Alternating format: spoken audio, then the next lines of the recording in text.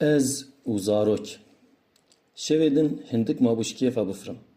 Ka bibêjin çima? Pisekên ez ê vêga ji we re bibêjim qena kêfa we jî were. Piştî li mêja eşayê wek her roj ji bo siheta can di kolanên Misircê de geriyam. Min dît ku zarokekî 7 salî gîşt min. Min selam lê da, ew jî bi dil û can got eleyküm selam ve rahmetullah. Serê pêşî min jê re got tu bi Kurdî dizanî? Got çawa ez nizanim, ez Kurdim Kurd, navê min jî Cesûr e.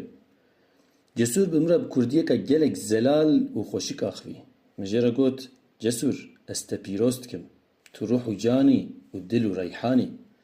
Sohbeta bi te re jî wekî welat ji şekir şîrîntir e. Wextê min jê xatir xwast û jê qetiyam ev car zarokekê din li ser dû çerxa xwe yanî pisiklêta xwe selam li min kir û bi dengekê bilind got: Mamoste, tu bi Kurdî dizanî?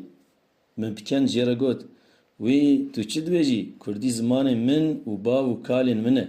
Çawa ez nizanim delalo? Ji vê bersiva min kêfa zarok nikarim tarîf bikim. Wextê ez hatim malê min ji xwe re got: Gelê Misircê ji seda not û neh kurman cin. Pêşiya 30 sal hemû kes bi Kurdî diaxivî. Yê perwerdeya Tirkî stand û netê de kesî bi Tirkî nizanbû. Înca vêga mixabin ji seda not zarok bi Kurdî nizanin. Nikarin çend hevok bi Kurdî xeber bidin. Ji çand, ziman û exlaqên xwe ji dûr ketine. Bi dîtina çend zarokên ku bi Kurdî diaxivin ez ji kêfa nizanim çi bikim. Piştî van remanan gelek xemgîn bûm, ji kêfxweşiya min eser nema. Înca hevalên hêja û dê û bavên ezîz, hûn rewşa zimanê me dibînin. Werin em dest bidin hev û zimanê Kurdî ji erdê rakin. Zimanê me ji ayetên Xweda ye, rûmet û xîreta me ye. Piştî İslamiyetê mucewherê me yê herî bi qedir e. Divê em zimanê xwe deynin ser serê xwe. Her cî û her der bixin dibistana Kurdî.